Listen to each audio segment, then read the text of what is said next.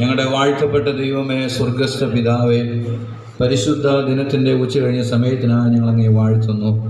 ഈ വിശുദ്ധ ദേവാലയത്തിൽ നിൻ്റെ അഭിഷേകത്തിനോട് ഒരുമിച്ച് കർത്താവിൻ്റെ സന്നിധി ഞങ്ങൾ ഒരുമിച്ച് തിരുമുഖത്തേക്ക് നോക്കുകയാണ്.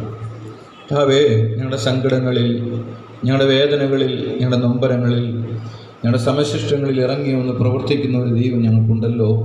ആ തമ്പുരാൻ്റെ കരങ്ങളിൽ താഴ്ത്തിയേപ്പിച്ച് ഞങ്ങൾ ഒരു മനസ്സോടെ പ്രാർത്ഥിക്കുക.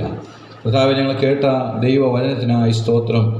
പത്രോസിനെ തടവിൽ സൂക്ഷിച്ചപ്പോൾ, സഭ ശ്രദ്ധയോടെ പ്രാർത്ഥിച്ചപ്പോൾ, ഞങ്ങളുടെ ദൈവത്തിന് പ്രവർത്തിപ്പാൻ ആയുധം വേണ്ട, താക്കോല് വേണ്ട. ഹല്ലേലൂയ.